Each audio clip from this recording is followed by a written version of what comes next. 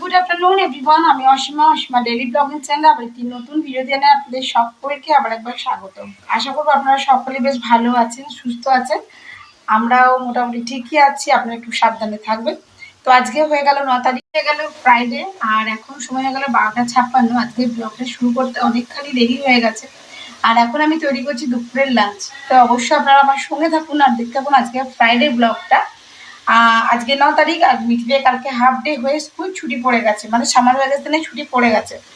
তো এখনও ছুটি কাটাচ্ছে, মানে বিছানায় ঘুমিয়ে আর কি। এখন 1টা বাজতে যাচ্ছে, এখনো পর্যন্ত ওঠেনি। আর আমি এখন আজকে দুপুরের লাঞ্চ তৈরি করছি। এই কাটাকুটি একটু আগে হলো, হয়ে এখন এই ভাজাভাজিগুলো কমপ্লিট করছি। এই দেখুন ভাজছি আজকে একটু পটল ভাজবো, একটু বেগুনটা পড়েছিল ওটাও ভেজে দিই। বেগুনটা ভাজছি আর একটু আলু বটবটি ভাজা। তো চলো কী কী করছি না করছি করতে থাকি, তারপর অবশ্যই সেটা শেয়ার করতে থাকবো আপনারা আমার ব্লগে। ভাজাভুজি করতে শুরু করে দিচ্ছি। হ্যাঁ, গরমে একটু আমার কষ্ট হচ্ছে, তার জন্য কি কথাটা আপনাদের সঙ্গে বেশ ভালো করে হচ্ছে না। তো এখানে বেগুন আর পটল দুটো ভাজতে দিয়ে দিই, আর এখানে আমি একটু বটবটি আর আলু ভেজেছি। আর আমি যে আমগুলো কেটে রেখেছি, এটা আমি করবো আমের টক। আর এখন করবো একটু চিকেনের জন্য পেঁয়াজটা কেটে রেখেছি, রসুনটা মানে পেস্ট করব। আর এখানে যে আমি চিকেনে একটু আলু দেবো, সে আলুটাও কেটে মেটে রেডি করে রেখেছি। আর চিকেনটা কিন্তু আমি আজকেও ফ্রাই করেই করবো।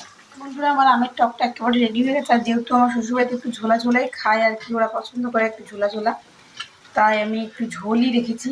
দেখতেই পাচ্ছ 3খানা আমের আমি টক করলাম, তাই 3টে আটিও রয়েছে একেবারে একদম স্পাইসি এ লাগছে না, একদম টক মিষ্টি ঝাল। আর এদিকে চিকেনটা প্রায় কষা হয়ে গেছে, এবার একটু গরম জল রেডি করে দেবো। তো এখানে চিকেন একেবারে রেডি হয়ে গেছে, আর আমি একেবারে বাটিতে সার্ভ করে দিয়েছি। দেখতেই পাচ্ছ এখানে আমের টক, আর দেখালাম এখানে 2 রকম ভাজা, এটা আলু বিনস ভাজা। এখানে এখন করলা সেদ্ধটা চলছে, হুইসেল মারবো মাঝে। তো গুড ইভিনিং, শুভ সন্ধ্যা বন্ধুরা। এখন ঘুরিতে 7টা 54, আর আমাদের চাটা অনেকক্ষণ খাওয়া হয়ে গেছে। আমি এখন যাচ্ছি মাসকাবাড়ি মালটা আনতে। আজকে যেহেতু 9 তারিখ, কিন্তু বলছে যে ব্যাংক কোনে কি বন্ধ হয়ে যাবে। তো দেখি আমিও টাকা পয়সা কিছু তুলে রাখি, তোমরাও যারা ভিডিওটা দেখছো তারাও কিন্তু তুলে রাখতে পারো। তো চলো বন্ধুরা, তবে মাসকাবাড়ি বাজারটা করে নিয়ে আসা যাক, তারপর আবার তোমাদের সঙ্গে গিয়ে বাজারে দেখা হচ্ছে। সো আমি এখন চলে এসেছি মশলার দোকানে। এবার আমি চলে এসেছি ফানি স্পটে, ব্যানাচিলিতেই ফানি স্পটে। দেখতেই পাচ্ছ অনেক পাখি আর অনেক মাছ। এখান থেকে আমি নিতে এসেছিলাম, মানে অ্যাকোয়ারিয়ামের পাম্পটা খারাপ হয়ে গেছে, তো সেটাই নিতে এসেছিলাম। দেখছি আরও অনেক পাখি এসছে, পাখিগুলো বেশ ভালো লাগছিলো দেখতে, সেই জন্য তোমার সঙ্গে একটুখানি শেয়ার করলাম। আরও অনেক মাছ নতুন ছেড়েছে, সেগুলো দেখছিলাম। কিছু মাছও তোমার সঙ্গে শেয়ার করেছি সেই বড় মাছটা, যেটা সেই একা ঘুরে বেড়ায় অ্যাকোয়ারিয়ামে। তো অবশ্যই দেখতে থাকো।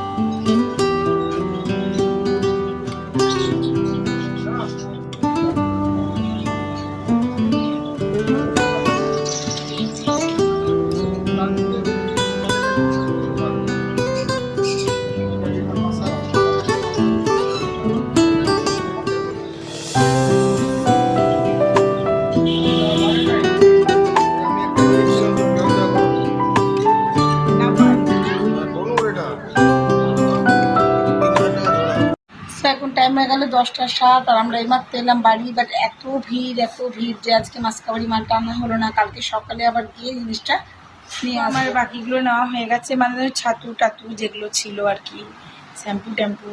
আর মশলাটা তো আমি বরাবর সুরিয়া থেকে নিই, আমি 500 প্যাকেট নিয়ে নিই, আমার তাতে 3 মাস চলে যায় অনায়াসে। আর বাকি কিছু জিনিস ছিল ছাতু টাতু, ওগুলো নেওয়া হয়ে গেছে। ওগুলো অন্য দোকান থেকে যেগুলো নিয়েছি তাই নেওয়া হয়ে গেছে। ঠাকুরের ধূপ টুপ সেগুলো নিয়ে আমি গেছিলাম ফানি স্পটে। আপনাদের সঙ্গে আজও আমি আবার সেই বড় মাছটা আর অনেকগুলো মাছ সেগুলো শেয়ার করেছি। একটা খুব সুন্দর পাখি ছিল, পাখিগুলো আমি নিতাম, বাট এই মুহূর্তে নিলে এখন একটু খারাপই হয়ে যাবে না কী হবে, ওই জন্য আর এই সময় আমি পাখিটা নিলাম না, পরে পাখিটা আমি নেব। আর পাখির জোড়াগুলো দারুণ দেখতে ছিল, আমি আপনাদের সঙ্গে একটুখানি ক্লিপিংটা শেয়ার করেছি। আর লাস্টে যে পাখি দুটোকে শেয়ার করেছি সেই পাখিটা। তারপরে আমি চলে আসলাম বাড়ি, যেহেতু তখন 10টা বেজে গেছে, আর রুটিটা বলে দিয়ে চলে এসেছি, একটু পরে রুটিটা দিয়ে যাবে। তো যাই হোক, আজকের মতো ব্লগটা এখানে শেষ করলাম। ব্লগে কিছু ভালো লাগলে অবশ্যই লাইক কমেন্ট শেয়ার করে দেবে। যদি আমার চ্যানেলে প্রথমবার দেখছেন অবশ্যই আমার চ্যানেলটি সাবস্ক্রাইব করে, যদি আমার ভিডিওটি ভালো লাগে অবশ্যই ভালো লাগলে একটি লাইক করে দেবেন, কমেন্ট করবেন নিচে অবশ্যই কেমন লাগলো সেটা জানাবেন, আর প্লিজ একটু শেয়ার করে দেবেন। আর পাশে থাকা বেল আইকনটা ধরতে একেবারেই ভুলবেন না। সাবস্ক্রাইব করে রাখলে বা পাশে বাটনটি টিপে রাখলে আমি যখনই আপনাদের সঙ্গে কোনো রেসিপি হোক বা আমার ডেলি লাইফস্টাইলটা আপনাদের সঙ্গে শেয়ার করব নিত্য নতুনভাবে, তবে কিন্তু আপনারাও সেই ভিডিওটি পেয়ে যাবেন। আর সবথেকে জরুরি কথা, খুব সাবধানে থাকুন আর সতর্ক থাকুন। একটু টাকা পয়সা বেশি করে বাড়িতে তুলে এনে রাখুন, খাবার দাবার একটু বেশি করে তুলে রাখুন। আমার যেটা মনে হয়, কখন কি হয় না হয়, তাই না, আমরা সব পরিস্থিতির সঙ্গে যদি মানে রেডি থাকি তাহলে হয়তো সেই ক্রাইসিসটা হবে না, যেমন করোনার টাইমে হয়েছিল সেই রকমই আর কি। এখন যদি আমাদের এদিকে কিছু এখন হচ্ছে না, ও হতেই বা কতক্ষণ, যাই হোক বলা যায় না কিছু। ঈশ্বর করুক, সকলকে ভালো রাখুক, সুস্থ রাখুক, সব কিছু যেন ভালোই ভালোই মিটে যায়, আর কোনো দ্বিধাদ্বন্দ্ব না থাকে।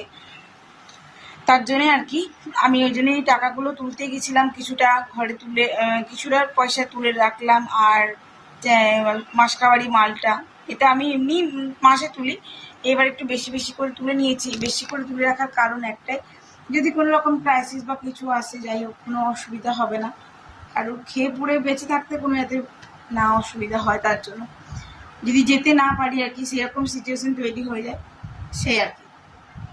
যাই হোক, আজকের মতন এটুকুই। সকলে ভালো থাকবেন, সুস্থ থাকবেন, সতর্ক থাকবেন।